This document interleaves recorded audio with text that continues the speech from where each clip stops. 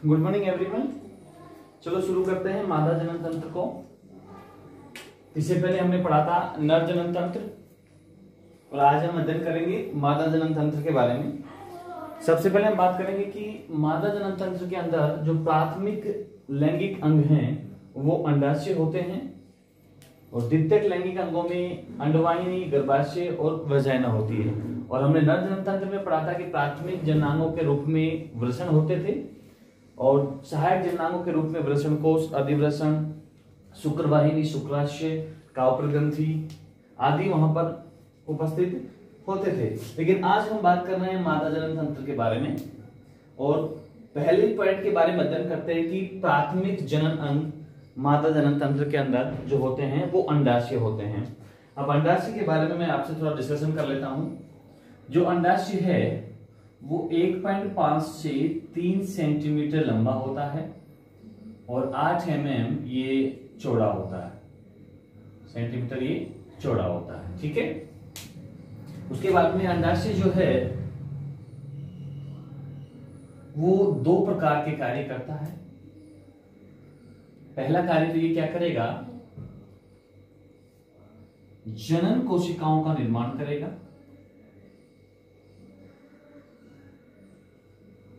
Okay guys, पहला कार्य इनके द्वारा होगा जनन कोशिकाओं का निर्माण, या यूं कहें कि ये अंडाणुओं का निर्माण करेंगे।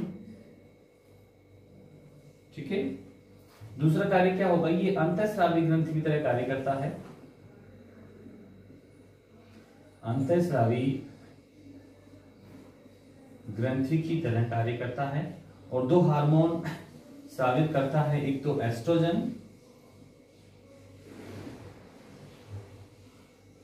और प्रोजेस्टेरॉन।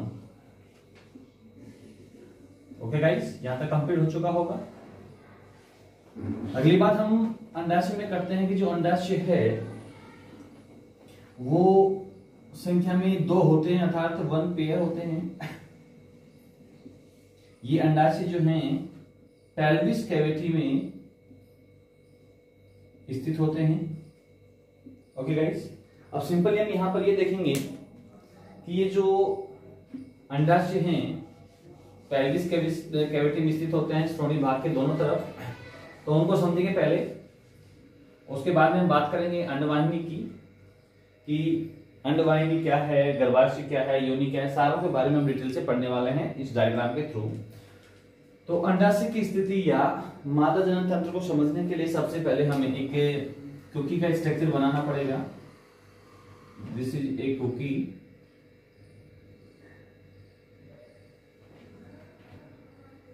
और इसके माध्यम से हम समझेंगे कि जो स्थिति है आपके नर जनन तंत्र की वो किस तरीके से होगी। ये मैंने स्ट्रक्चर एक कुकी की बना दी है। ध्यान देना कि ह्यूमन बॉडी में या मेल फीमेल बॉडी के अंदर एक श्वसन अंग होता है डायफ्राम। ठीक है। ये डायफ्राम ना 2 भागों में डिवाइड कर देता है ह्यूमन बॉडी को। ऊपर वाला भाग चेस्ट और नीचे वाला भाग एब्डोमेन। तो जो ऊपर वाला भाग है एब्डोमेन से ऊपर, यानी कि डायफ्राम से जो ऊपर है वो तो है आपका थोरेसिक कैविटी। थोरेसिक कैविटी, ठीक है गाइस, जिसके अंदर चेस्ट को शामिल किया गया है, उसमें हार्ट भी होगा, लंग्स भी होंगे। 2 भागों में बांट दिया है इससे डायफ्राम ने इसको। ये डायफ्राम जो है अंतरपश्चक पेशी है जो एक श्वसन में काम आती है। डायफ्राम के नीचे वाला जो भाग है ये एब्डोमिनल कैविटी कहलाता है। एब्डोमिनल कैविटी, ठीक है गाइस। और एब्डोमिनल कैविटी के नीचे जो भाग है वो कहलाता है पेल्विस कैविटी। Pelvis cavity.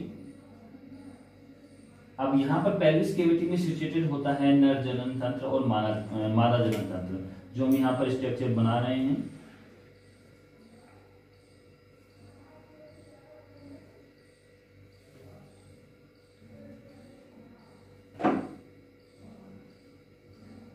ये स्ट्रक्चर हम बना रहे हैं, आप थोड़ा ध्यान से देखना।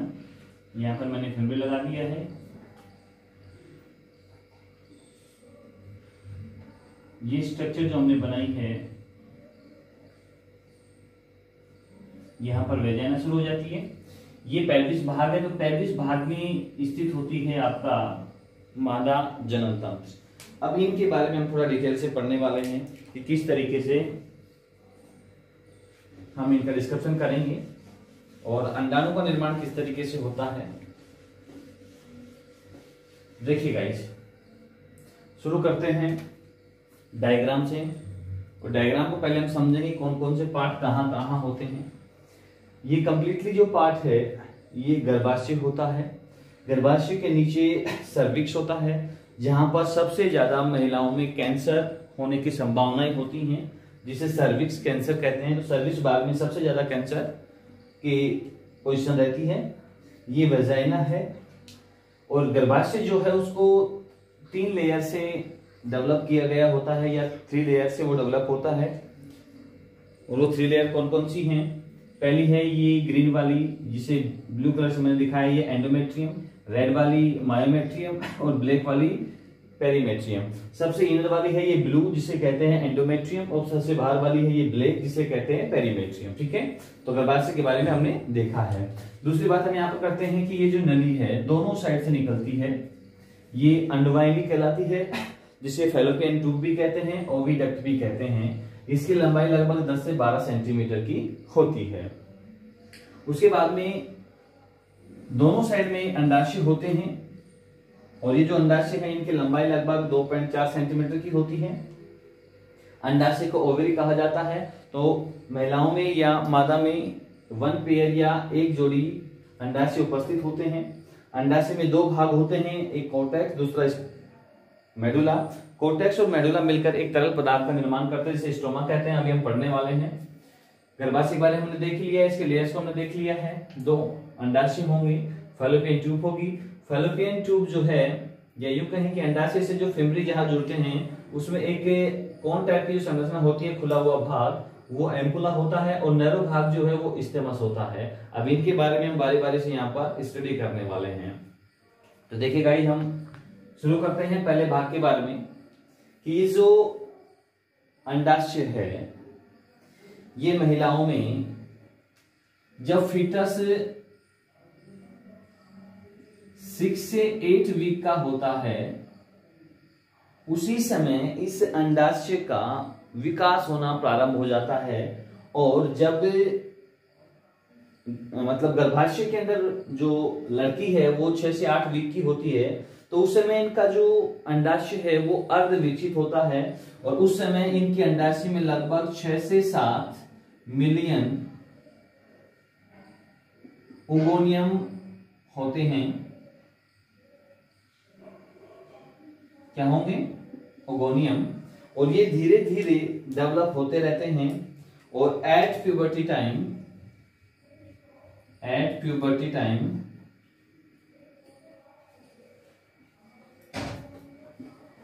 इनकी 2 से 7 मिलियन से ये रह जाते हैं 2 मिलियन तक।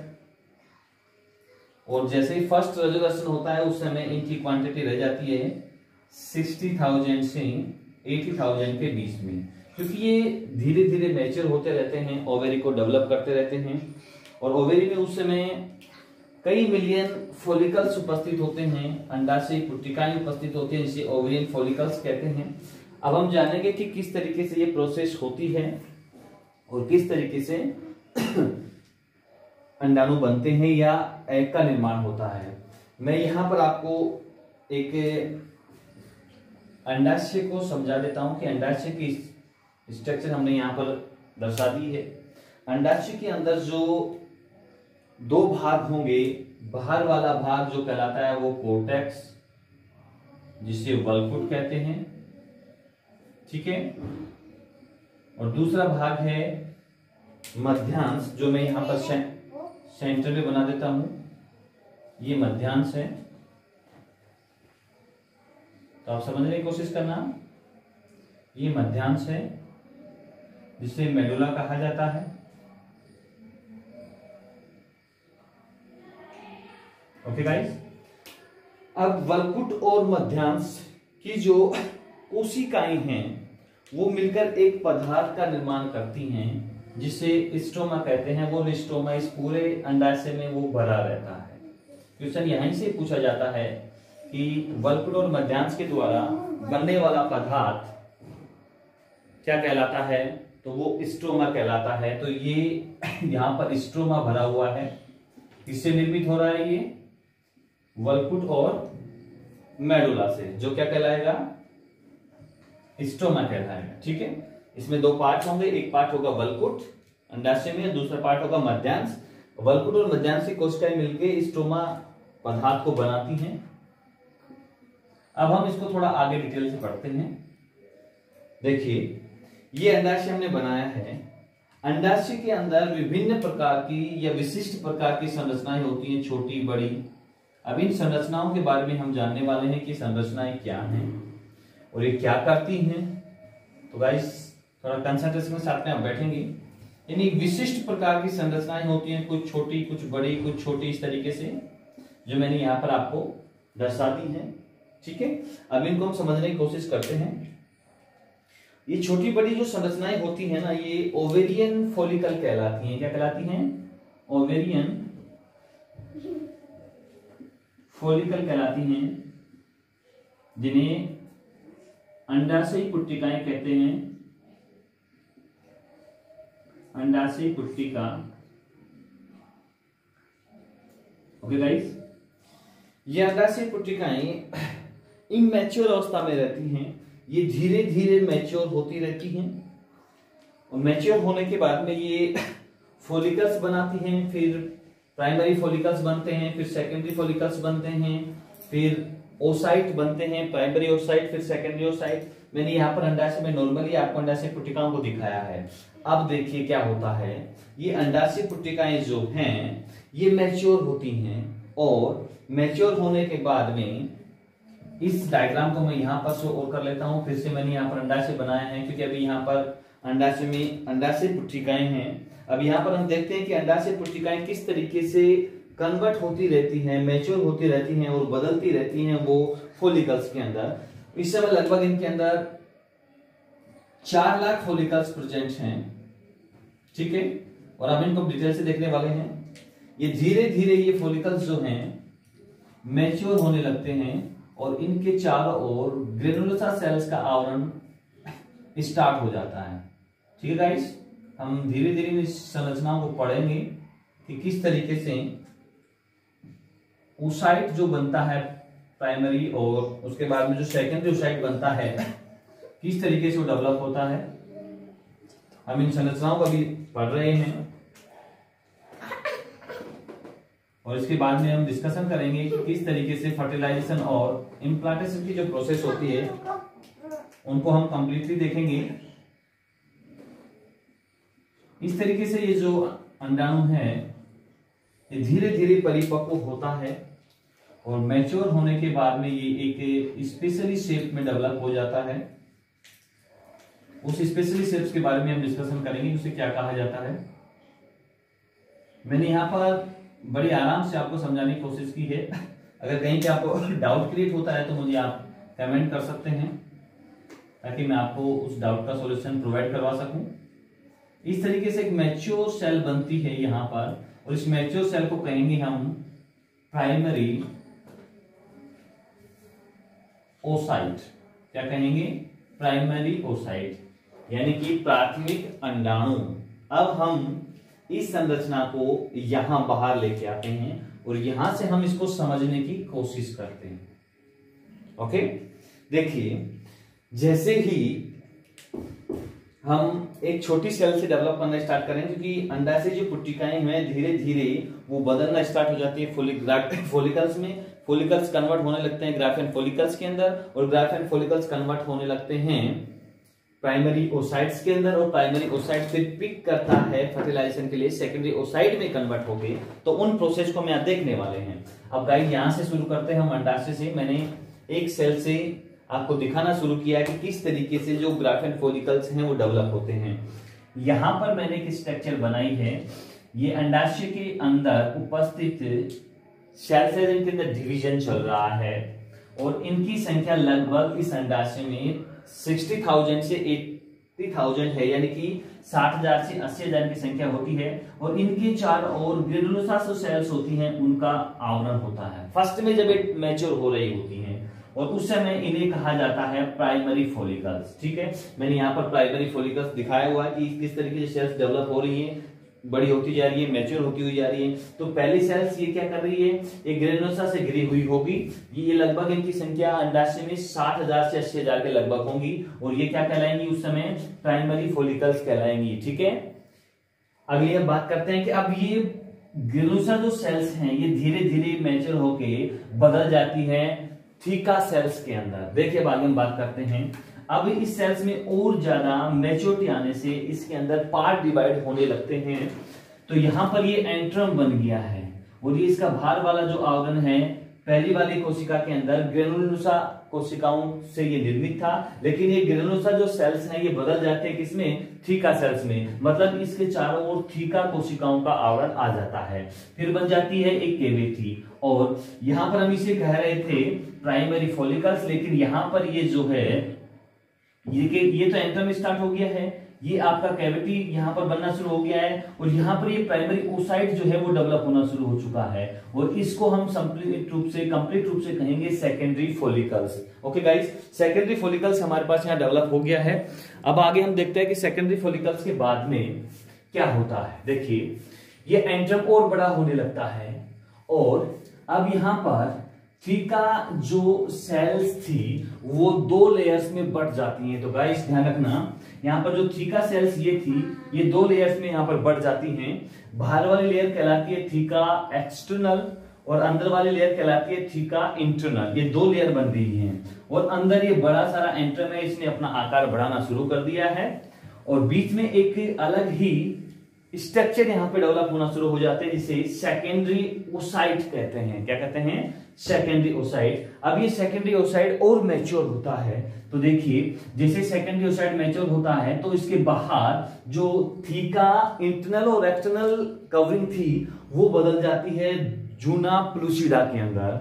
और जूना प्लूसिडा देखिए 2 सेल्स के बीच में 1 सेल और ये 1 सेल, इसके बीच में जो स्पेस होता है या इनके बीच में जो कोशिकाएं पाई जाएंगी, देखो मैं जोना प्लूसिडा लेयर के अंदर बता रहा हूं, उन लेयर के अंदर बीच बीच में जो कोशिकाएं आपस में जुड़ी हुई हैं उनके बीच में जो स्पेस होता है उनके अंदर जो पाई जाने वाली कोशिकाएं होती हैं वो प्रिविटिलाइन सेल्स होती हैं। देखिए प्रिविटिलाइन सेल्स होती हैं।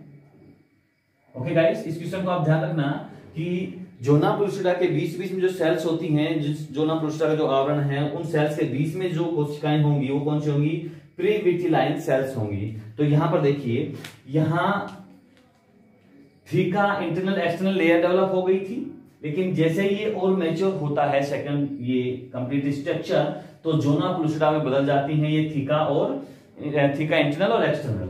और बी यहां इसके सेंटर में देखिए सेकेंडरी ओसाइट डेवलप हो रहा है। अब सेकेंडरी ओसाइट के चारों ओर कार्पस ल्यूटियम आकार कवरिंग कर लेती है और वो कार्पस ल्यूटियम क्या करती है, प्रोजेस्टेरोन और एस्ट्रोजन जो हार्मोन है उसको साबित करती रहती है और इस सेकेंडरी ओसाइट को पोषण प्रदान करती रहती है और इसको और मैच्योर बनाती रहती है। अब गाइस हम इस स्ट्रक्चर को देखते हैं कि किस तरीके से ये बन के फैलोपियन ट्यूब के एम्पुला रीजन में प्रवेश करती हैं। तो देखिए गाइस हम समझेंगे कि यहां पर हमारे पास सेकेंडरी ओसाइट बन चुका है। ठीक है, सेकेंडरी ओसाइट बनने के बाद में देखिए मैंने इसको पहले मैं आपसे एक क्वेश्चन कर लेता हूं कि हमें कैसे पता चलेगा कि किस मंथ में, जैसे पीरियड महिलाओं में कंटिन्यूसली रहते हैं 1 मंथ के हिसाब से चलता रहता है, तो हमें कैसे पता चलेगा कि ओसाइट यहां से निकला है कि यहां से निकला है, हमें नहीं पता चलेगा। लेकिन हम आपको बता देते हैं कि साल में 12 महीने होते हैं तो एक महीने एक ओवरी से ओसाइट निकलते हैं, दूसरे महीने दूसरे ओवरी से ओसाइट निकलते रहते हैं, ऐसे ही कंटिन्यूसली चलते रहते हैं। और ध्यान रखना कि मैच्योर अवस्था जब आ जाती है उस समय अपने जो ओवरी है उनमें 1 ओवरी के अंदर 200 ओसाइट्स होते हैं प्राइमरी ओसाइट्स और बोथ में 400 ओसाइट्स होते हैं। अब एज कोई सी भी हो, चाहे 40 एज के हो, 50 एज के हो, उस समय भी अगर फर्टिलाइजेशन की प्रोसेस होती है तो वहां से ओनली वही प्राइमरी ओसाइट्स निकलते हैं। ऐसा मत सोचना कि वहां पर कोई ओसाइट दूसरे बनेंगे, नहीं, जो एट प्यूबर्टी टाइम में बन चुके हैं 400 ओसाइट्स, उनमें से ही ओसाइट्स निकलते रहते हैं, चाहे वो कोई सी भी एज हो। ओके गाइस, अब हम बात यहाँ पर ये करने वाले हैं कि यहाँ पर हमारे पास सेकेंडरी ओसाइट बन के आ चुका है। मैंने आपको यहाँ पर समझा दिया है कि ओसाइट जो बना है और अंडाशय जो यहाँ पर डेवलप हुआ है उसका इंटरनल स्ट्रक्चर मैंने आपको बता दिया कि कोर्टेक्स और मेडुला पार्ट से बना है। कोर्टेक्स और मेडुला की जो सेल्स होती हैं वो आपस में मिलकर स्ट्रोमा को डेवलप करती हैं। ओके गाइस, अब आगे हम बात करते हैं कि यहां पर ये जो पार्ट है ये प्राइमरी ओसाइट, क्या है ये? प्राइमरी ओसाइट है, प्राइमरी ओसाइट। अभी मैंने आपसे कहा था कि हर महीने एक ओवरी से ओसाइट निकलते रहते हैं। अब वो किस तरीके से निकलेंगे, देखिए, मैंने इस डस्टर को ओसाइट माना है, ये ओसाइट है, इनके ऊपर फिम्बरी इस तरीके से रहती हैं। फिम्बरी किस तरीके से होगी? इस तरीके से। अब जब ओसाइट निकलने का समय होता है उससे पहले ये जो फिम्बरीज हैं उसको, ओसाइट को निकलने के लिए उस अंडाशय को सहलाती रहती हैं, उसे प्यार करती रहती है ताकि वो उसके कंट्रोल में रहे। और जैसे ही अपने अंडाशय से ओसाइट निकलने का, यानी कि प्राइमरी ओसाइट निकलने का समय होता है तो वो उसको पिक कर लेती हैं और फैलोपियन ट्यूब के एम्पुला रीजन में पहुंचा देती हैं। तो देखिए गाइस, यहां से ये जो फिम्बरी लाइक स्ट्रक्चर है जिन्हें झालर कहते हैं, ये कवर कर लेती हैं इस प्राइमरी ओसाइट को और कहां ले आती हैं? एम्पुला रीजन में। यहां पर एम्पुला रीजन में ये ओसाइट आ जाता है और जैसे ही ये एम्पुला रीजन में आता है तो ये सेकेंडरी ओसाइट कहलाता है। क्या कहलाएगा? सेकेंडरी ओसाइट, यानी कि द्वितीयक अंडाणु कोशिका। अब हमें यहां पर देखना है किस भाग में आ चुका है अंडाणु, आपके एम्पुला रीजन में आ चुका है। और गाइस क्वेश्चन यहां पर पूछा जाता है कि फीमेल में फर्टिलाइजेशन की प्रोसेस कहां होती है? तो फीमेल में फर्टिलाइजेशन की प्रोसेस एम्पुला पार्ट में होती है। ठीक है, इसका जो नैरो पार्ट है वो स्टेमस कहलाता है। लेकिन मैं आपको समझा देता हूं कि फर्टिलाइजेशन की प्रोसेस में क्या होगा। देखिए, अंडाणु जो हैं, अंडाणु शुक्राणु के साथ में क्रिया करेंगे और वो क्रिया कहलाएगी निषेचन। और उस निषेचन के दौरान क्या बनेंगे? युग्मनज बनेंगे जिन्हें एम्ब्रियो कहा जाता है। और ये एम्ब्रियो धीरे धीरे अपने अंदर डेवलपमेंट करते हैं। अब मैं आपको इसमें आगे डिस्कशन करने वाला हूं कि अब सेकेंडरी ओसाइट आपके एम्पुला रीजन में पहुंच चुका है, यहां पर पहुंच चुका है, ये एम्पुला रीजन है। अब आगे हम डिस्कशन ये करने वाले हैं कि ये जो सेकेंडरी ओसाइट है ये यहां पर इंतजार करेगा स्पर्म का। अब स्पर्म का इंतजार क्यों करेगा? क्योंकि फर्टिलाइजेशन की इसको प्रोसेस कंप्लीट करनी है, तो ये इंतजार करता है। ओके गाइस, किसका? स्पर्म का। क्योंकि मैं आपको बता दूं कि स्पर्म का इसलिए इंतजार करता है कि जो स्पर्म होते हैं उनके पास सेंट्रियोल होता है और जो सेकेंडरी ओसाइट है इसके पास सेंट्रियोल नहीं होता है, न्यूक्लियस होता है और सभी ऑर्गन्स इसके अंदर होते हैं, कंपोनेंट सारे होते हैं, लेकिन सेकेंडरी ओसाइट के अंदर सेंट्रियोल नहीं होता। सेंट्रियोल केवल स्पर्म के पास में होता है। जब तक स्पर्म नहीं आएगा, इसको सेंट्रियोल नहीं देगा, इस सेकेंडरी ओसाइट के अंदर ओवम बनने की प्रोसेस नहीं होगी, यानी कि एक एम्ब्रियो में ये डेवलप नहीं होगा जब तक स्पर्म के द्वारा इसको सेंट्रियोल प्रोवाइड नहीं करवाया जाएगा। जैसे इसको सेंट्रियोल मिलेगा ये ऑटोमेटिकली ओवम में कन्वर्ट होना स्टार्ट हो जाएगा और वो ओवम धीरे धीरे एम्ब्रियो में डेवलप होगा। पहले 1 सेल्स बनेंगी, फिर डबल सेल बनेगी, फिर 4 सेल्स बनेगी, यानी ब्लास्टोमियस में बदल जाएगा, फिर वो मोरुला फेज के अंदर चला जाएगा, फिर ब्लास्टोमियस कंप्लीट होने के बाद में वो इम्प्लांट हो जाता है यूट्रस में जाके। तो प्रोसेस हम देखने वाले हैं। तो यहाँ पर सेकेंडरी जो ओसाइट डेवलप हुआ है, अब इसको क्या चाहिए?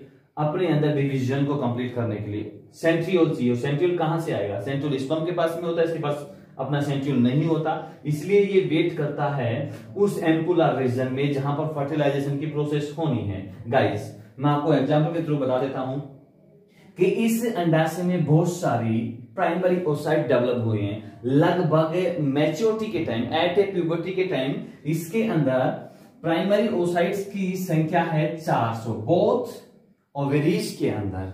मतलब यहां पर प्राइमरी ओसाइट डेवलप हो चुके हैं। अब किसी एक का, देखिए जब शादी होती है आप लोगों ने देखा होगा दुल्हन के साथ में उसकी सहेलियां होती हैं, ठीक है, और वो सहेलियां उसको मंडप तक लेके जाती हैं, वहां पर बिठा देते हैं। किसी एक को वहां पे शादी करनी होती है, तो है नहीं कि सारी सहेलियों को शादी करना है वहां पे, नहीं। तो यहां से ओवरी से किसी एक सेकेंडरी ओसाइट को पिक किया जाता है फिम्ब्रीज के द्वारा, और यहां पर एम्पुलर रीजन में लाके उसको ठहरा दिया जाता है, और यहां पर वो इंतजार करती है स्पर्म का। तो मैंने भी कहा था कि सहेलियां जो हैं दुल्हन की, वो दुल्हन को एम्पुलर रीजन तक यानी कि मंडप तक छोड़ के आती हैं। अब हम आगे ये डिस्कशन करने वाले हैं कि दुल्हन आ चुकी है, दूल्हा कहां पे है। तो सबसे पहले आपके पास में यही सवाल आना चाहिए कि फर्टिलाइजेशन की प्रोसेस कहां होगी? एम्पुलर रीजन में होगी, ठीक है। एम्पुलर रीजन कहां प्रेजेंट होगा? फैलोपियन ट्यूब के अंदर, ठीक है। अब बात करते हैं कि स्पर्म के बारे में हम डिस्कशन करते हैं कि स्पर्म जो हैं वो यहां से प्रवेश करना स्टार्ट करेंगे। अब सबसे पहले हम बता देते हैं आपको कि ये जो वेजाइना है ये हायर एसिडिक नेचर का होता है, कि इसकी प्रवृत्ति एसिडिक होती है, क्योंकि जो फीमेल्स होते हैं उनकी वेजाइना के अंदर लैक्टोबैसिलस बैक्टीरिया प्रेजेंट होते हैं, और ये लैक्टोबैसिलस बैक्टीरिया जो है ना ह्यूमस मतलब अम्लीय प्रवृत्ति क्रिएट कर देते हैं उसके इंटरनल पार्ट के अंदर, ठीक है। और ये बैक्टीरिया जो हैं फीमेल को प्रोटेक्शन भी देते हैं अगेंस्ट एनी इंफेक्शन, मतलब कोई इंफेक्शन ना हो वेजाइनल पार्ट के अंदर, इसके इंटरनल एनवायरनमेंट के अंदर, इसलिए ये उनको प्रोटेक्शन भी प्रोवाइड करवाते हैं। अब गाइस आगे हम यहाँ पर डिस्कशन ये करने वाले हैं कि ये जो पार्ट है वेजाइना पार्ट, ये लगभग 8 से 10 सेंटीमीटर इसकी लेंथ होती है। अब इसकी क्या इंपोर्टेंस रहेगी? यहां से जैसे ही मैथुनी क्रिया स्टार्ट होती है उस समय स्पर्म मेल के द्वारा रिलीज किए जाते हैं, और 1 क्यूटस के दौरान लगभग 200 से 300 मिलियन स्पर्म को रिलीज किया जाता है। क्वेश्चन पूछा जाता है यहां पर कि 1 क्यूटस के दौरान, यानी कि 1 क्यूटस के दौरान कितने स्पर्म रिलीज होते हैं? लगभग 200 से 300 मिलियन। अब ये जैसे ही रिलीज होते हैं ये स्पर्म, इनमें होड़ लग जाती है। देखिए जब बहुत सारे लड़के एक साथ में दौड़ कर रहे होते हैं तो उनमें फाइट रहती है कि कौन फर्स्ट आए, तो उनमें से कोई एक पहुंचता है फर्स्ट रैंक के अंदर। उसी प्रकार की होड़ यहां पर लगी रहती है। या हम इसको दूसरे एग्जांपल से समझे कि जैसे बारात में दूल्हा सबसे आगे चलता रहता है, उसके आगे बहुत सारे बाराती वहां पे डांस कर रहे होते हैं, लेकिन दुल्हन के पास जाना किसको है? एक ओनली दूल्हे को, ना कि सभी को। इसलिए यहां पर इनमें होड़ लगी रहती है, कोई एक पहुंचता है और बाकी जो हैं वेजाइना की अम्लीय नेचर के कारण डिस्ट्रॉय हो जाते हैं, और कोई एक स्पर्म जो है वो रीच करता है स्पर्म के पास। ओके गाइस, अब मैं इस स्ट्रक्चर को थोड़ा यहां पर हम इसको समझने की कोशिश करेंगे कि किस तरीके से अब यहां पर इंप्लांटेशन और फर्टिलाइजेशन वाली प्रोसेस चल रही है। आपका मादा जनन तंत्र का जो टॉपिक था वो वहीं तक था, लेकिन अब यहां पर हम बात कर रहे हैं फर्टिलाइजेशन एवं इम्प्लांटेशन के बारे में कि किस तरीके से फर्टिलाइजेशन की प्रोसेस होती है और फिर इम्प्लांट होता है वो एम्ब्रियो उस यूट्रस के अंदर। तो देखिए मैं यहां पर इसको स्ट्रक्चर को डेवलप करने वाला हूं, तो आप शांतिपूर्वक तरीके से देखेंगे। ये स्ट्रक्चर आपको खुद को बनानी है, नोटबुक के साथ में आप बैठेंगे ताकि आपको समझने में प्रॉब्लम ना हो।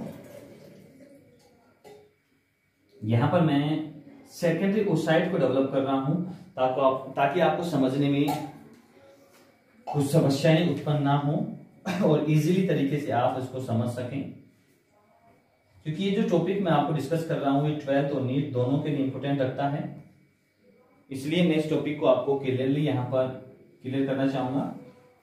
अभी सेकेंडरी ओसाइट जो है मैं यहाँ पर डेवलप कर रहा हूं। मैंने कहा था आपसे कि जब तक ये ओसाइट अंडाशय में रहता है तो इसके चारों ओर ग्रेनुलोसा सेल्स का कवरिंग रहता है, लेकिन ये जैसे ही अंडाशय से बाहर आते हैं तो इनके अंदर ग्रेनुलोसा जो सेल्स होती हैं वो कन्वर्ट हो जाती हैं किसमें, जोनालुसा या जोनाप्लूसिडा के अंदर ये कन्वर्ट हो जाती हैं। ये मैंने एक सेकेंडरी ओसाइट को यहां पर डेवलप किया है, ठीक है गाइस। ये इसका जो है मैं यहां पर बारी बारी से आपको स्ट्रक्चर को डेवलप करता हूं। ये जो लेयर मैंने बनाई है ये लेयर तो है आपकी जोनाप्लूसिडा, ओके गाइस, ये है जोनाप्लूसिडा। यहां तक आपको समझ में आ गया होगा कि जो ग्रेनुलोसा सेल्स यहां पर थी वो जैसे ही सेकेंडरी ओसाइट बनता है उस समय ये किसमें बदल जाती है, जोनाप्लूसिडा के अंदर बदल जाती हैं। और जोनाप्लूसिडा के अंदर जो ये लेयर है, ये लेयर कहलाती है कोरोना रेडिएटा। क्या कहलाती है? ये लेयर कहलाती है कोरोना रेडिएटा कहलाती है। इनको आप समझना है, कोरोना रेडिएटा। तो गाइस यहां तक क्लियर हो गया होगा कि ग्रेनुलोसा जो सेल्स डेवलप होके एक कवरिंग बना रही थी वो जोनाप्लूसिडा की बना रही थी उस एंट्रम या ओवम के चारों ओर, और इसके अंदर की जो लेयर है वो कोरोना रेडिएटा होती है। अब मैं आपसे यहां पर ये और बता देता हूं कि जोनाप्लूसिडा की लेयर के बीच में जो सेल्स के बीच में जो अन्य इनिशियल टाइप्स की सेल्स होती हैं उन्हें प्री विटिलाइन सेल्स कहा जाता है। क्या कहा जाता है? प्री विटिलाइन सेल्स कहा जाता है। इस क्वेश्चन को आप नोट कर लेना, बड़ा ही इंपॉर्टेंट क्वेश्चन है ये नीट और 12th बेस के लिए, क्योंकि जोनाप्लूसिडा जो लेयर कवर्ड हुई है ग्रेनुलोसा सेल्स के द्वारा, उसके बीच में जो सेल्स होती है उन लेयर्स को या उन सेल्स को जोड़ने के लिए, यानी कि जोनाप्लूसिडा लेयर जो है या आवरण जो है उसको कंप्लीट करने के लिए उनके बीच में जो सेल्स होती हैं, देखिए जैसे एक ईंट से दूसरी ईंट को हमें जोड़ना है। बिल्डिंग जब हम बनाते हैं तो एक ईंट से दूसरी ईंट को जब जोड़ते हैं तो बीच में हम सीमेंट लगाते हैं। तो यहां पर सीमेंट क्या है? जोनाप्लूसिडा लेयर को कंप्लीट करने के लिए सीमेंट का कार्य कौन कर रहा है? प्री विटिलाइन सेल्स यहां पर उस सीमेंट का कार्य करती हैं, तो इन्हें प्री विटिलाइन सेल्स कहते हैं। ओके गाइस, आगे हम बात करते हैं कि ये जो मैंने अंदर गोल स्ट्रक्चर बनाई है ये है आपका कॉर्पस ल्यूटियम। कॉर्पस ल्यूटियम, ये कॉर्पस ल्यूटियम जो है इस ओवम को पोषण देता है, न्यूट्रिशन देता है और इसको प्रोटेक्शन प्रोवाइड करवाता है। ओके गाइस, अब हम यहां पर डिस्कशन कर रहे हैं, इसके अंदर फ्लूइड्स भरा हुआ है, ठीक है। ये फ्लूइड ही इसको प्रोटेक्शन देता है और ये न्यूक्लियस है, ये क्या है? केंद्रक है। ओके गाइस, अब हमें पता है अगर इस सेकेंडरी ओसाइट को एक मैच्योर एम्ब्रियो में कन्वर्ट होना है या इसको अपने अंदर डिवीजन करना है तो इसके पास में स्पर्म का होना बड़ा नेसेसरी है। और ये जो सेकेंडरी ओसाइट है तभी ही डेवलप हो सकता है आगे, इससे तभी ही एक एम्ब्रियो या भ्रूण बन सकता है जब इसके पास स्पर्म आए, इसको सेंट्रियोल दे। क्योंकि सेकेंडरी ओसाइट जो बना है उस सेकेंडरी ओसाइट के पास अपना खुद का सेंट्रियोल नहीं होता है। और हमने अभी आपको प्रोसेस यहां पर समझाई है कि स्पर्म जो हैं वो गति करते हुए आ रहे हैं, उनमें होड़ मची हुई है, कोई एक जो है पिक करता है या पहुंचता है सेकेंडरी ओसाइट के पास में। क्योंकि यहां पर जो ये शेप मैंने दिखाई हुई है, इस्तेमस जो पार्ट है ये बिल्कुल नैरो पार्ट होता है, बिल्कुल संकरा पार्ट होता है, जिसमें से केवल मतलब बड़े स्ट्रगल के साथ में स्पर्म आगे निकलता है। जो वही स्पर्म सेकेंडरी ओसाइट तक पहुंच पाएंगे जिनमें मोटिलिटी हो, एक्स्ट्रा मोटिलिटी हो, कैपेबिलिटी हो फर्टिलाइजेशन की प्रोसेस को कंप्लीट करने की, वही स्पर्म सेकेंडरी ओसाइट तक पहुंचेंगे और एम्पुलर रीजन में जाकर वहां पर फर्टिलाइजेशन की प्रोसेस को कंप्लीट करेंगे। ठीक है गाइस, अभी हम यहां पर स्पर्म का वेट कर रहा है सेकेंडरी ओसाइट एम्पुलर रीजन में, और यहां पर अब स्पर्म पहुंच गया है। मैंने यहां पर सेकेंडरी ओसाइट को यहां बना दिया है। अब इस स्पर्म को यहां पर जनरेट करते हैं। ओके गाइस, बड़े ही इजीली तरीके से आप इसको समझेंगे, क्योंकि ये टॉपिक जो है बड़ा ही इंटरेस्टिंग टॉपिक है और इस टॉपिक को हमें समझना है। यहां पर मैंने स्पर्म को वहां से निकालकर, क्योंकि मैंने सेकेंडरी ओसाइट को भी वहां से निकाल लिया है एम्पुलर रीजन से, और यहां पर मैंने उस एम्पुलर रीजन को दिखा दिया है। ठीक है, इसके बीच में इसका सेंट्रियोल होता है, ये सेंट्रियोल है, और अब इसके बारे में हम डिस्कशन करने वाले हैं। ये टेल है, टेल जो है, पूंछ जो है स्पर्म की, वो उसको मूवमेंट करवाने में हेल्प करती है। इसमें मैनी टाइप्स के माइटोकॉन्ड्रिया होते हैं जो इसको एटीपी रिड्यूस करते रहते हैं, लेकिन हम इतना इसका डिस्कशन नहीं करेंगे क्योंकि हम फर्टिलाइजेशन एंड इम्प्लांटेशन की प्रोसेस को देख रहे हैं।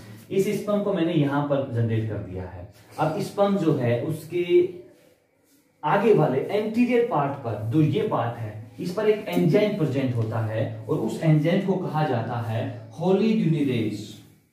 होलिड्यूनिरेज कौन सा एंजाइम कहा जाता है? होलिड्यूनिरेज या स्पर्म लाइसिन एंजाइम, या क्या कौन सा एंजाइम कहेंगे? Sperm lysine enzyme.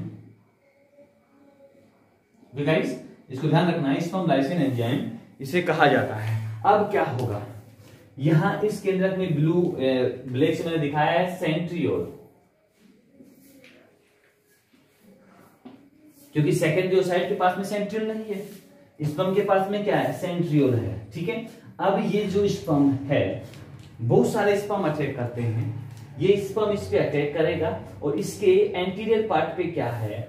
होलिड्यूनिरेज एंजाइम है, और जैसे ही ये होलिड्यूनिरेज एंजाइम इस जोना प्लूसिडा लेयर्स के संपर्क में आता है, तो इस जोना प्लूसिडा लेयर को डिस्ट्रॉय कर देता है और स्पर्म जो है अंदर एंटर कर जाता है। तो गाइस देखिए, अब इस लेयर को ये डिस्ट्रॉय कर देगा। डिस्ट्रॉय करने के बाद में ये स्पर्म जो है अंदर एंटर कर जाता है, और अंदर जैसे ही एंटर करता है तो ये जो जोना प्लूसिडा की लेयर है, ये जोना प्लूसिडा की जो लेयर है वापस कवर कर लेती है, ताकि और कोई स्पर्म जो है इस सेकेंडरी ओसाइड में एंटर ना करें और कोई डिस्टरबेंस यहां पर क्रिएट ना करें। अब यहां पर देखिए स्पर्म एंटर हो चुका है, इसके अंदर? सेकेंडरी ओसाइड के अंदर। ओके गाइस, सेकेंडरी ओसाइड के अंदर स्पर्म एंटर हो चुका है। स्पर्म ने अपना सेंट्रियोल यहां पर दे दिया है। सेंट्रियोल लेने के बाद में इनके अंदर अब डिवीजन की कैपेबिलिटी उत्पन्न हो जाती है। अब हम यहां पर इस सेकेंडरी ओसाइट और स्पर्म के बीच में जो फर्टिलाइजेशन हुआ है उसको एम्पुलर रीजन में ले जाते हैं, और इधर वाले एम्पुलर रीजन से हम आपको समझाने की कोशिश करते हैं कि किस तरीके से अब इम्प्लांटेशन होगा उस ओवम का। अब यहां पर ओवम बन चुका है। क्या बन गया है? ओवम बन गया है, कि एक एग डेवलप हो चुका है फर्टिलाइजेशन के बाद में। अब हम इसको कंप्लीटली समझने वाले हैं। ओके गाइस, देखिए यहां पर वो एग आ चुका है। अब यहां पर जो स्ट्रक्चर बनेगी उसको आप थोड़ा क्लियरली समझेंगे, क्योंकि बड़ा ही ये डिफिकल्टी है। यहां पर अब ये एग डेवलप हो गया, इसकी वन सेल यहां पर डेवलप हो चुकी है। उसके बाद में यहां पर इसकी 2 सेल्स डेवलप होंगी, 2 सेल्स में ये बढ़ जाएगा, फिर ये यहां 4 सेल्स में डिवाइड हो जाएगा, तो ये ब्लास्टोमियर बन जाएगा, ब्लास्टोमियर। ठीक है, उसके बाद में इसकी 8 सेल्स यहां बन जाएंगी। उसके बाद में ये 16 सेल्स में डिवाइड हो जाएगा और ये कहलाएगी एम्पुला कहलाएगा। ये गाइस ध्यान रखना कि ये जो स्ट्रक्चर यहां पर डेवलप हो रही है, 16 सेल्स यहां पर बन चुकी हैं।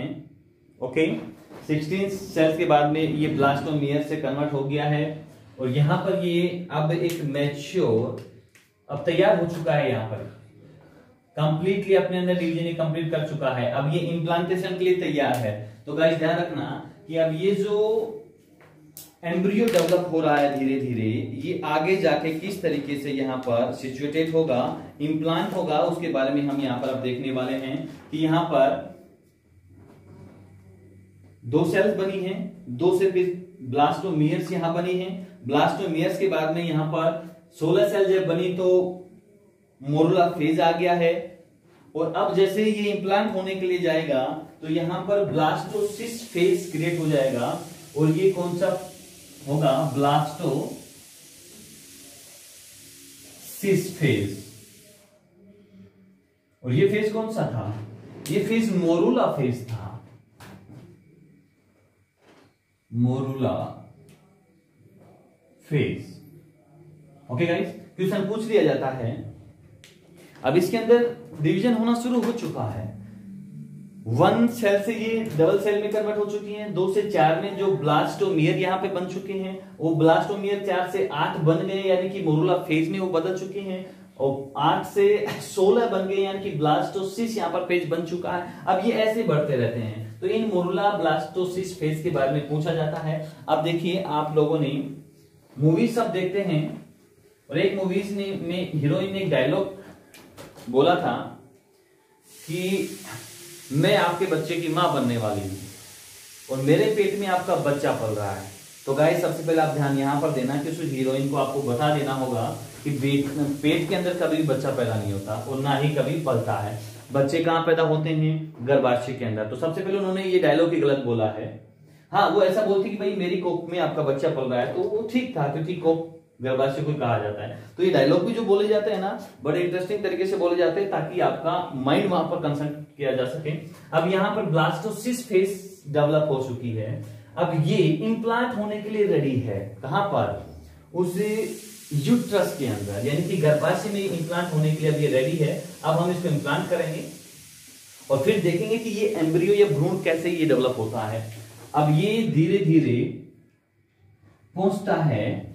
अब आपको यहां पर क्लियरली समझना है कि अब जो एम्ब्रियो है, भ्रूण जो है, युग्मनज जो है, वो कहां पर आ रहे हैं? गर्भाशय में आ रहे हैं। और गर्भाशय उल्टी नाशपाती के आकार का होता है। आप लोगों ने देखा हो, उल्टी नाशपाती का आकार का होता है। ठीक है, उल्टी नाशपाती के आकार का होता है। अब इसको हम क्लियरली समझेंगे कि किस तरीके से इम्प्लांट होगी। ये जो भ्रूण जो बन के आ रहा है, किस तरीके से इम्प्लांट होने वाला है, तो आप इसको क्लियरली सही तरीके से सावधानी से देखेंगे। ब्लास्टोसिस फेज यहां पर बन चुकी है। अब ये युग्मनज जो है धीरे धीरे अपने अंदर डिवीजन पे डिवीजन कर रहा है और गर्भाशय के अंदर ये आ चुका है। अब यहां पर सबसे पहले मैं आपको यूट्रस की जो लेयर्स हैं उनके बारे में रिपीट कर देता हूं कि ये जो ब्लू लाइन से मैंने दिखाई, ये एंडोमेट्रियम है, जहां पर सबसे पहले आके युग्मनज अटैच होता है। जो एम्ब्रियो, ये जो फीटस डेवलप हो रहा है, वो अटैच होगा। तो यहां पर सबसे पहले आगे कहां पर? एंडोमेट्रियम लेयर से। और अपने जो गर्भाशय में 3 लेयर्स होती है, एंडोमेट्रियम, मायोमेट्रियम, पेरीमेट्रियम। सबसे इनर वाली एंडोमेट्रियम, उसके बाद वाली myometrium and outer mass layer जो है वो प्रीमेट्रियम होती है। ये 3 लेयर्स मैंने यहाँ कंप्लीटली आपको बताई हैं कि ब्लू वाली है एंडोमेट्रियम, रेड वाली है मायोमेट्रियम और लास्ट ब्लैक वाली जो है आउटर मोस्ट लेयर के रूप में वो पेरीमेट्रियम होती है। 3 लेयर से डेवलप होता है कौन? अपना यूट्रस। इस यूट्रस के अंदर अब ये जो फीटस आने वाला है, जो बन रहा है, ये भ्रूण जो बन रहा है, ये इम्प्लांट होगा। सबसे पहले ये इनर मास लेयर से आके कनेक्ट होगा, अटैच होगा, यहां पर वो आके चिपकेगा। अब देखिए, हम इसको इम्प्लांट करते हैं, यानी कि इसका रोपण करते हैं। तो रोपण के बाद में क्या होने वाला है उसको हम देखते हैं। यहां पर मैंने इसको रोपित कर दिया है।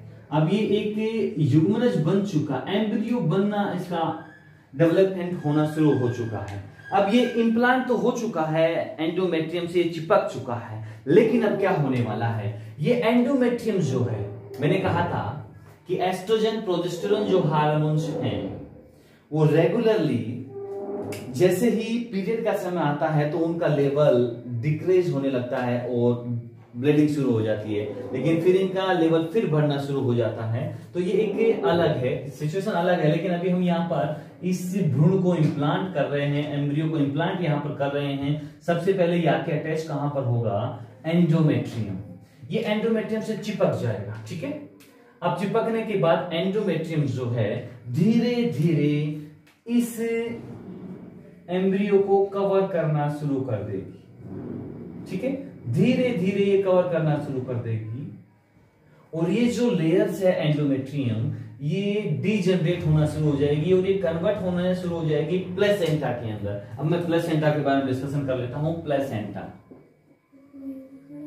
ये जो प्लेसेंटा है एंडोमेट्रियम से डेवलप होता है। ये प्लेसेंटा जो है, जो ये डेवलप हो रहा है भ्रूण, इसको nutrition, oxygen, all material supply करता है। क्योंकि ये जो भ्रूण डेवलप हुआ है यूट्रस में है, ये जो फीमेल जो है उसके यूट्रस में जो भ्रूण है वो मदर से ही सारे न्यूट्रिएंट कलेक्ट करता है एक नाल के द्वारा, और उस नाल को हम कहते हैं प्लेसेंटा। उस नाल को क्या कहेंगे, प्लेसेंटा। ये प्लेसेंटा जो है माता के द्वारा जो ब्लड फ्लो हो रहा है उस ब्लड के थ्रू ही ऑक्सीजन को, न्यूट्रिएंट को पहुंचाता है। अब मैं इसको थोड़ा आगे बढ़ा देता हूं कि ये धीरे धीरे इंप्लांट होता जाता है और लास्ट में जाके ये कंप्लीटली इंप्लांट हो जाता है आपके यूट्रस के अंदर। ये कंप्लीटली अब एक भ्रूण यहां पर डेवलप होने लग गया है, इंप्लांट कंप्लीटली हो चुका है। अब जैसे ही 28 डेज का समय होगा तो सबसे पहले इस फीटस के अंदर हार्ट बीट स्टार्ट हो जाएगी। क्या स्टार्ट हो जाएगी, हार्ट बीट। ओके गाइस, यहां पर हार्ट बीट स्टार्ट हो जाएगी। अभी हमने यहां पर फर्टिलाइजेशन की प्रोसेस कंप्लीटली देखी है।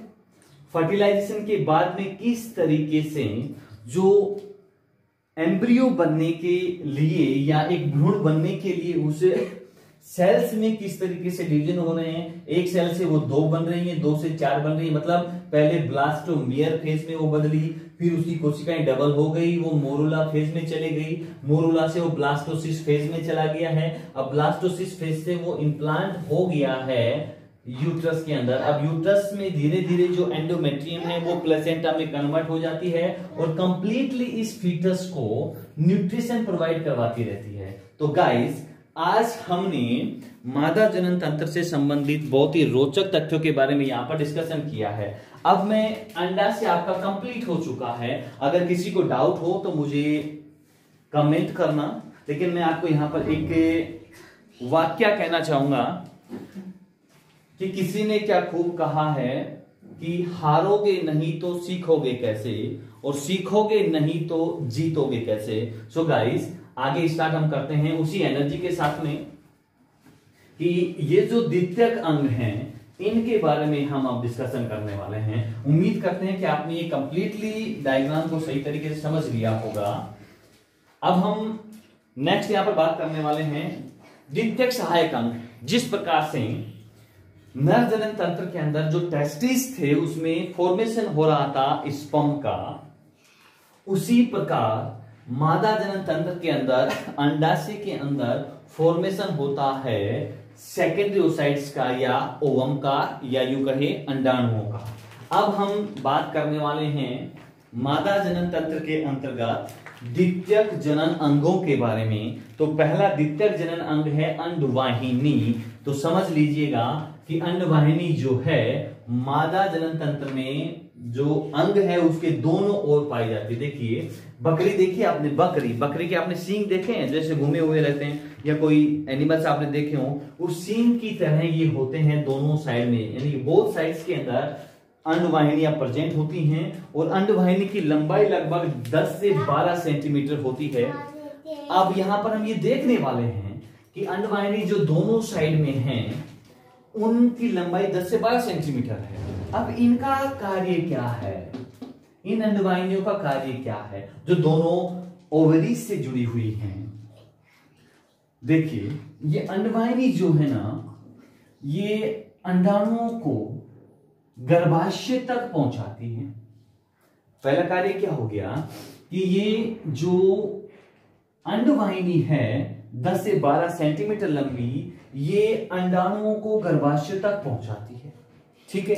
दूसरी बात, अब हम यहां पर क्वेश्चन कर सकते हैं कि क्या कारण है कि ये अंडाणु आगे ऑटोमेटिकली गति कर रहे हैं, ऐसा क्या है इनके अंदर।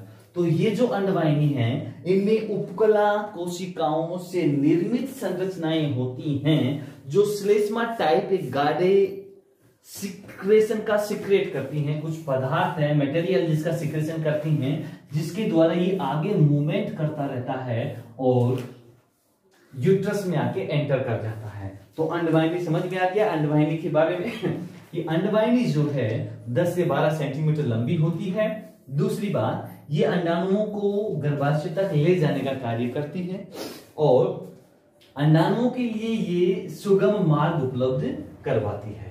तीसरी बात हम करेंगे गर्भाशय के बारे में। ठीक है। गर्भाशय जो है उसे वोम भी कहा जाता है, वोम।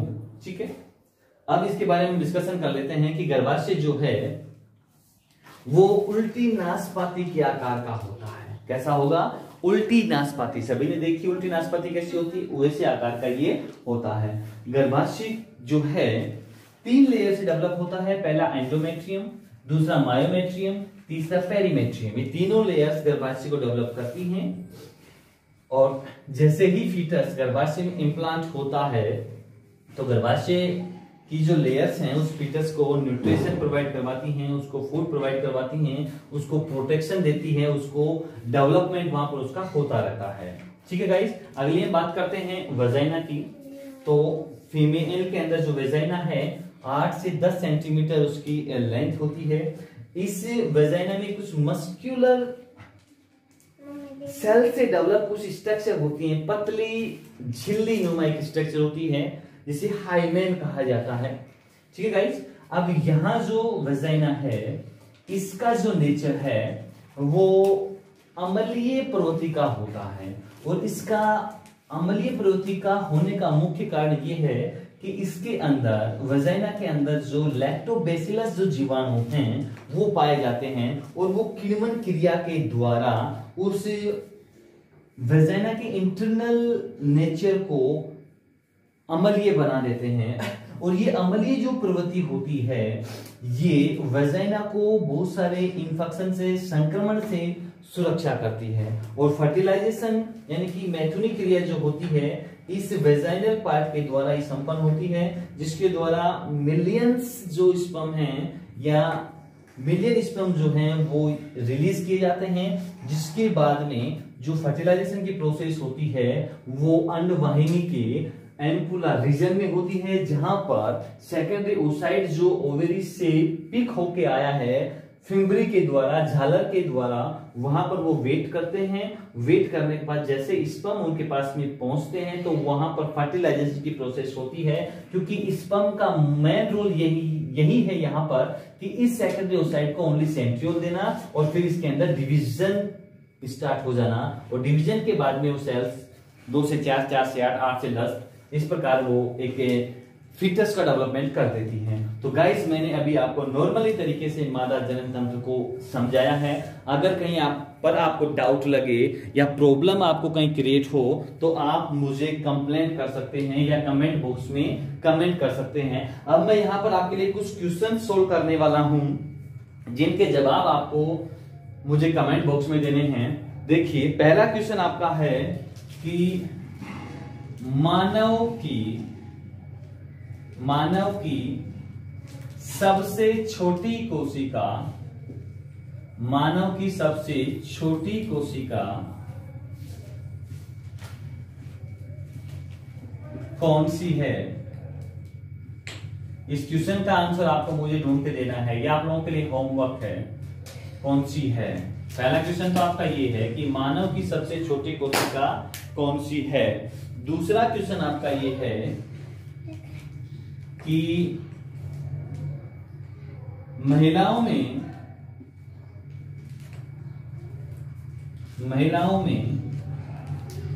सबसे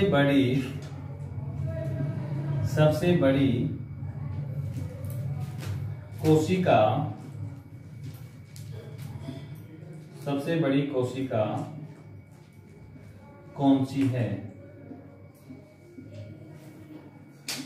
कौन सी है। मैंने दोनों क्वेश्चनों को डिफिकल्ट बना दिया है। यहां पर मैं ये भी लिख सकता था कि जीव की सबसे छोटी कोशिका कौन सी है या जीव की सबसे बड़ी कोशिका कौन सी है। मैं यहां पर ये भी लिख सकता था। तीसरा क्वेश्चन मैं आपके सामने ये लिख रहा हूं कि गर्भाशय का आमाप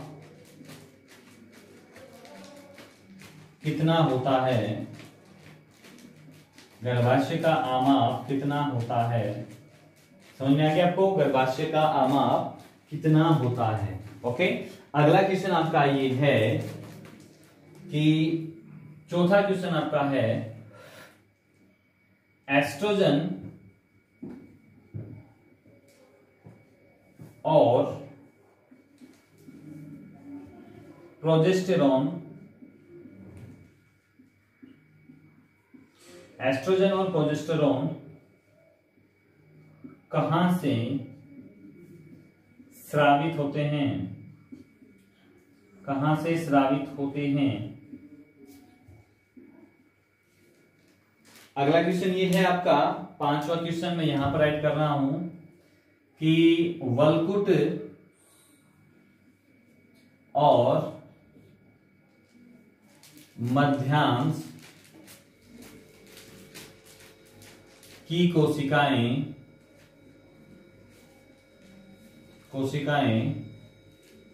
किसका निर्माण करती हैं, किसका निर्माण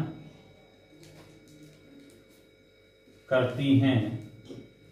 ओके गाइस, तो मैंने 5 क्वेश्चंस आपको दिए हैं। इन 5 क्वेश्चनों का आंसर आप मुझे कमेंट करके बताएंगे ताकि मुझे ये ज्ञात हो सके कि मेरे द्वारा आपको जो जानकारी दी गई है आप उनको भली भांति तरीके से समझ रहे हैं। तो आज का जो हमारा मादा जनन तंत्र से संबंधित जो टॉपिक था वो कंप्लीट हो चुका है। अब हम यहाँ पर आपको कुछ और क्वेश्चंस के बारे में बता देते हैं कि किस तरीके से क्वेश्चंस पूछे जाते हैं। तो देखिए गाइस कि जो यहां पर मैं अगला क्वेश्चन डिस्कशन आपसे करने वाला हूं कि जो मोरुला फेज है उसमें उस कोशिका में कोशिकाओं की संख्या कितनी होती है। मोरुला फेज के अंदर, मोरुला मोरुला अवस्था में सेल्स होती हैं, मोरुला अवस्था में सेल्स होती हैं। बड़ा ही इंटरेस्टिंग और इंपॉर्टेंट क्वेश्चन है कि मोरुला अवस्था के दौरान कितनी कोशिकाएं होती हैं जो डेवलपमेंट करती हैं उससे एम्ब्रियो का। अगला क्वेश्चन मैं यहां पर आपसे करने वाला हूं कि जो भ्रूण में प्लेसेंटा का निर्माण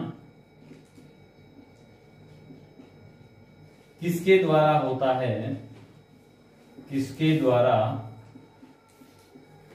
होता है। गाइस बड़े ही इंपॉर्टेंट क्वेश्चन मैं आपको यहां पर सोल्व करवा रहा हूं। इनके आंसर मुझे आप होमवर्क के रूप में देंगे। तो बताइए कि मोरुला अवस्था में कोशिका कितनी होती हैं। अगला क्वेश्चन आपका है कि भ्रूण में प्लेसेंटा का निर्माण किसके द्वारा होता है। इजीली तरीके से दोनों क्वेश्चन आपको समझ में आ गए होंगे। अगली हम बात यहां पर करने वाले हैं कि at puberty time